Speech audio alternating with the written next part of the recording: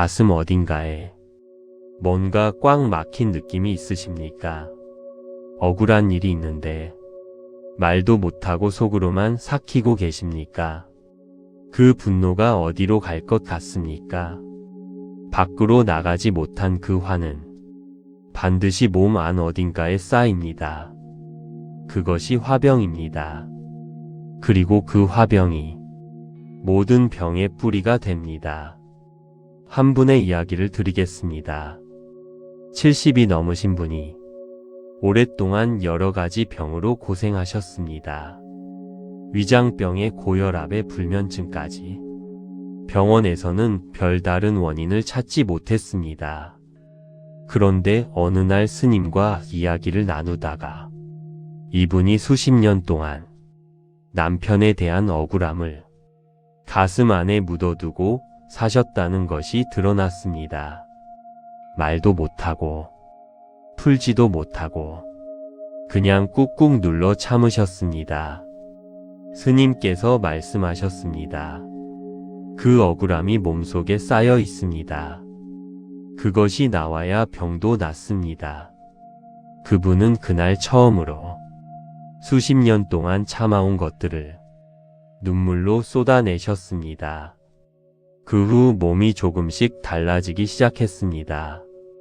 부처님께서는 말씀하셨습니다. 마음속에 화를 품고 있는 것은 자신이 독약을 마시고 상대방이 죽기를 바라는 것과 같다. 독약을 마시는 것은 나입니다. 오늘은 화병이 왜 만병의 근원인지, 그리고 어떻게 화를 몸에서 빼내야 하는지를 함께 살펴보겠습니다. 첫 번째, 화병이 몸을 망가뜨립니다. 화병은 한국에만 있는 특유의 병입니다. 분노와 억울함을 말로 풀지 못하고 속으로 삭히다가 생기는 병입니다. 이것이 단순히 기분 나쁜 것으로 끝나지 않습니다. 몸에 직접적인 영향을 미칩니다. 분노는 몸 안에서 강력한 스트레스 호르몬을 만들어냅니다. 이 호르몬이 혈압을 올립니다. 혈관을 수축시킵니다. 면역 체계를 공격합니다. 소화 기능을 떨어뜨립니다. 잠을 방해합니다. 화를 한번 크게 낼 때마다 몸은 엄청난 에너지를 소모하고 그 이후 면역력이 급격히 떨어집니다. 그런데 더 무서운 것은 화를 억누르는 것입니다. 밖으로 표출하지 않고 속으로만 삭히는 화가 더 오래 더 깊이 몸을 해칩니다. 표출된 화는 한번 타오르고 사그라들지만 억누른 화는 몸 안에서 계속 타고 있습니다. 마치 재 속의 불씨처럼 꺼진 것 같아도 계속 타고 있는 것입니다. 그것이 만성 염증이 되고 그 염증이 다양한 병으로 나타납니다. 법화경에서 말씀하시기를 한 생각 크게 분노가 일어나면 100만 개의 장애물이 열린다 하였습니다. 그 장애물 중에는 건강도 있습니다. 두 번째, 화를 삭히는 것과 내려놓는 것은 다릅니다. 많은 분들이 화를 참으면 된다고 생각하십니다. 그런데 참는 것과 내려놓는 것은 전혀 다릅니다. 참는 것은 화를 안으로 밀어 넣는 것입니다. 억지로 누르는 것입니다. 그렇게 눌린 화는 사라지지 않습니다. 더 깊은 곳으로 들어갑니다. 그리고 더 큰 힘으로 돌아옵니다. 내려놓는 것은 다릅니다. 그 화의 뿌리를 보는 것입니다. 왜 내가 이렇게 화가 났는지 그 뿌리를 들여다보는 것입니다. 대부분의 화는 상처받지 않으려는 두려움에서 옵니다. 인정받고 싶은데 인정받지 못한 억울함에서 옵니다. 그 뿌리를 보는 순간 화의 힘이 줄어듭니다. 그리고 그 화를 부처님께 드리는 것입니다.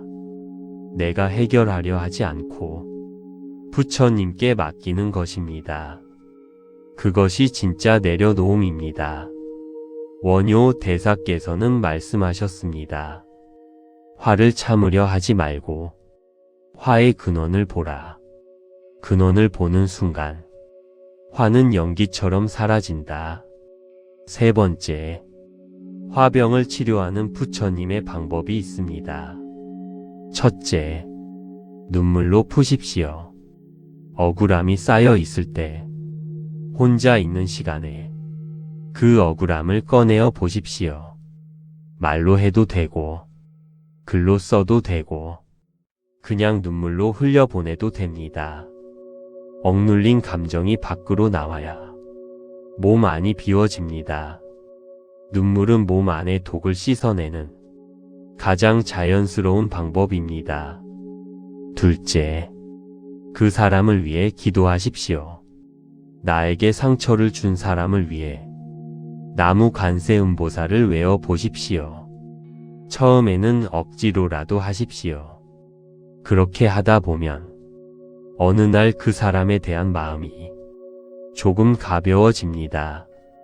가벼워질 때마다 몸도 가벼워집니다. 셋째, 걸으십시오. 화가 치밀 때 밖에 나가 천천히 걸으십시오. 걷는 것이 몸 안의 스트레스 호르몬을 자연스럽게 배출시켜 줍니다. 발밑을 느끼며 천천히 걷다 보면 마음이 조금씩 가라앉습니다. 넷째, 깊은 숨을 쉬십시오. 화가 올라올 때마다 깊이 숨을 들이마시고 천천히 내쉬십시오. 이것 하나만으로도 몸 안의 긴장이 풀립니다. 네 번째, 화 없는 마음이 무병장수의 비결입니다. 100세 이상 건강하게 사신 분들을 연구해 보면 공통점이 있습니다. 화를 잘 내지 않습니다. 화가 나도 오래 품지 않습니다. 화가 나면 빨리 풀어버립니다. 그리고 인정하기 싫은 것도 담담하게 받아들이는 능력이 있습니다. 이것이 장수의 비결입니다. 의상대사께서는 화엄경을 바탕으로 말씀하셨습니다. 마음과 몸은 하나다. 마음이 청정하면 몸도 청정하고 마음에 독이 쌓이면 몸에도 독이 쌓인다. 화를 내려놓으면 몸도 가벼워집니다.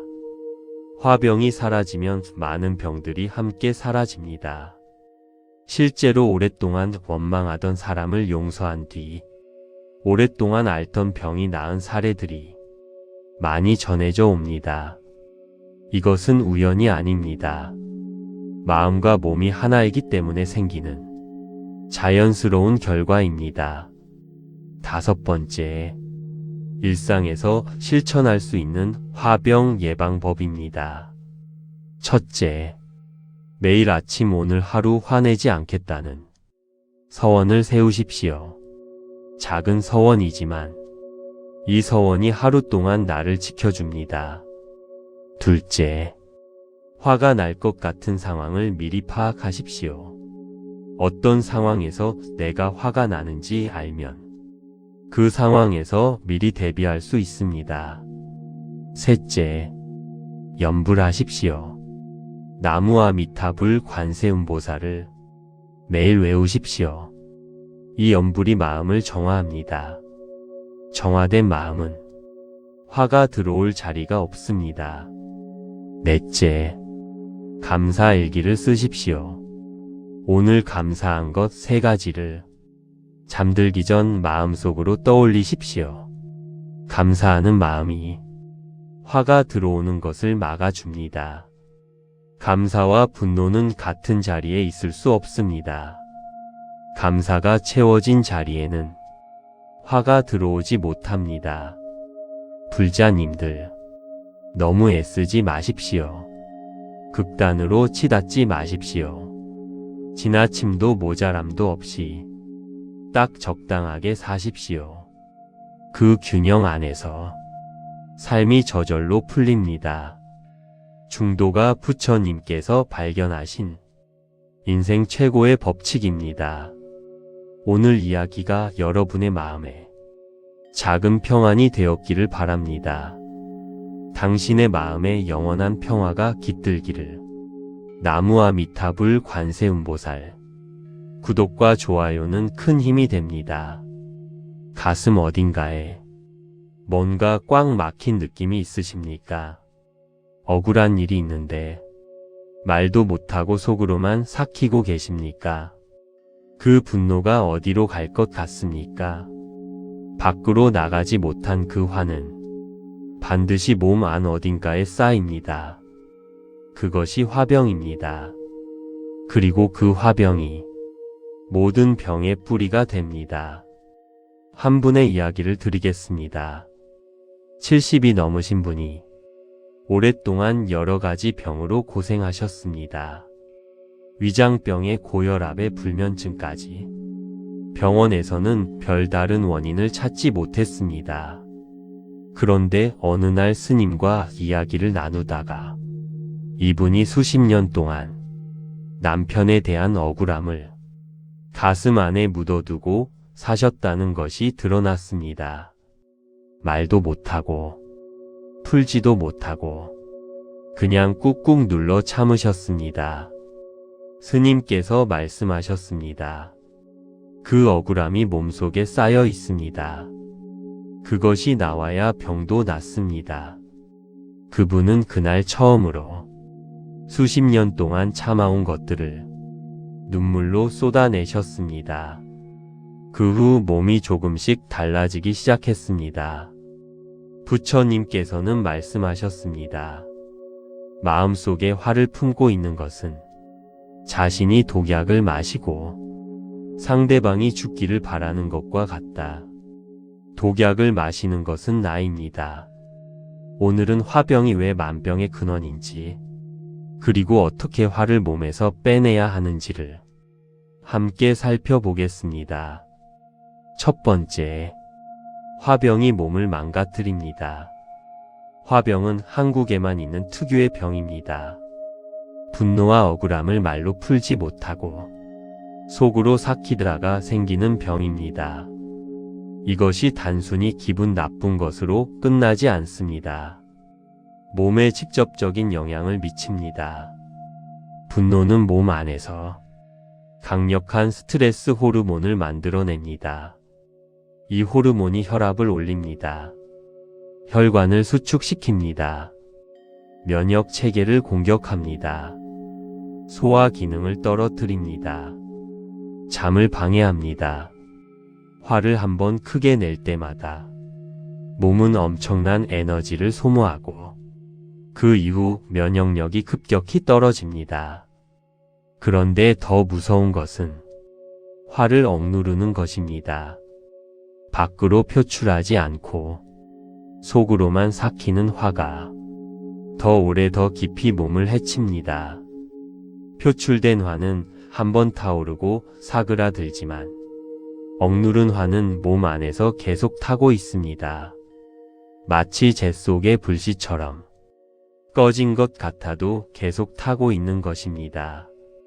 그것이 만성 염증이 되고 그 염증이 다양한 병으로 나타납니다.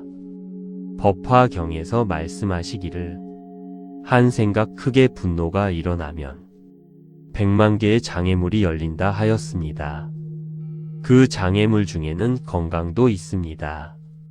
두 번째, 화를 삭히는 것과 내려놓는 것은 다릅니다. 많은 분들이 화를 참으면 된다고 생각하십니다. 그런데 참는 것과 내려놓는 것은 전혀 다릅니다. 참는 것은 화를 안으로 밀어 넣는 것입니다. 억지로 누르는 것입니다. 그렇게 눌린 화는 사라지지 않습니다. 더 깊은 곳으로 들어갑니다. 그리고 더 큰 힘으로 돌아옵니다. 내려놓는 것은 다릅니다. 그 화의 뿌리를 보는 것입니다. 왜 내가 이렇게 화가 났는지 그 뿌리를 들여다보는 것입니다. 대부분의 화는 상처받지 않으려는 두려움에서 옵니다. 인정받고 싶은데 인정받지 못한 억울함에서 옵니다. 그 뿌리를 보는 순간 화의 힘이 줄어듭니다. 그리고 그 화를 부처님께 드리는 것입니다. 내가 해결하려 하지 않고 부처님께 맡기는 것입니다. 그것이 진짜 내려놓음입니다. 원효 대사께서는 말씀하셨습니다. 화를 참으려 하지 말고 화의 근원을 보라. 근원을 보는 순간 화는 연기처럼 사라진다. 세 번째, 화병을 치료하는 부처님의 방법이 있습니다. 첫째, 눈물로 푸십시오. 억울함이 쌓여 있을 때 혼자 있는 시간에 그 억울함을 꺼내어 보십시오. 말로 해도 되고 글로 써도 되고 그냥 눈물로 흘려보내도 됩니다. 억눌린 감정이 밖으로 나와야 몸 안이 비워집니다. 눈물은 몸 안의 독을 씻어내는 가장 자연스러운 방법입니다. 둘째, 그 사람을 위해 기도하십시오. 나에게 상처를 준 사람을 위해 나무 관세음보살을 외워 보십시오. 처음에는 억지로라도 하십시오. 그렇게 하다 보면 어느 날 그 사람에 대한 마음이 조금 가벼워집니다. 가벼워질 때마다 몸도 가벼워집니다. 셋째, 걸으십시오. 화가 치밀 때 밖에 나가 천천히 걸으십시오. 걷는 것이 몸 안의 스트레스 호르몬을 자연스럽게 배출시켜 줍니다. 발밑을 느끼며 천천히 걷다 보면 마음이 조금씩 가라앉습니다. 넷째, 깊은 숨을 쉬십시오. 화가 올라올 때마다 깊이 숨을 들이마시고 천천히 내쉬십시오. 이것 하나만으로도 몸 안의 긴장이 풀립니다. 네 번째, 화 없는 마음이 무병장수의 비결입니다. 100세 이상 건강하게 사신 분들을 연구해 보면 공통점이 있습니다. 화를 잘 내지 않습니다. 화가 나도 오래 품지 않습니다. 화가 나면 빨리 풀어버립니다. 그리고 인정하기 싫은 것도 담담하게 받아들이는 능력이 있습니다. 이것이 장수의 비결입니다. 의상 대사께서는 화엄경을 바탕으로 말씀하셨습니다. 마음과 몸은 하나다. 마음이 청정하면 몸도 청정하고 마음에 독이 쌓이면 몸에도 독이 쌓인다. 화를 내려놓으면 몸도 가벼워집니다. 화병이 사라지면 많은 병들이 함께 사라집니다. 실제로 오랫동안 원망하던 사람을 용서한 뒤 오랫동안 앓던 병이 나은 사례들이 많이 전해져 옵니다. 이것은 우연이 아닙니다. 마음과 몸이 하나이기 때문에 생기는 자연스러운 결과입니다. 다섯 번째, 일상에서 실천할 수 있는 화병 예방법입니다. 첫째, 매일 아침 오늘 하루 화내지 않겠다는 서원을 세우십시오. 작은 서원이지만 이 서원이 하루 동안 나를 지켜줍니다. 둘째, 화가 날 것 같은 상황을 미리 파악하십시오. 어떤 상황에서 내가 화가 나는지 알면 그 상황에서 미리 대비할 수 있습니다. 셋째, 염불하십시오. 나무와 미타불 관세음보살을 매일 외우십시오. 이 염불이 마음을 정화합니다. 정화된 마음은 화가 들어올 자리가 없습니다. 넷째, 감사일기를 쓰십시오. 오늘 감사한 것 3가지를 잠들기 전 마음속으로 떠올리십시오. 감사하는 마음이 화가 들어오는 것을 막아줍니다. 감사와 분노는 같은 자리에 있을 수 없습니다. 감사가 채워진 자리에는 화가 들어오지 못합니다. 불자님들, 너무 애쓰지 마십시오. 극단으로 치닫지 마십시오. 지나침도 모자람도 없이 딱 적당하게 사십시오.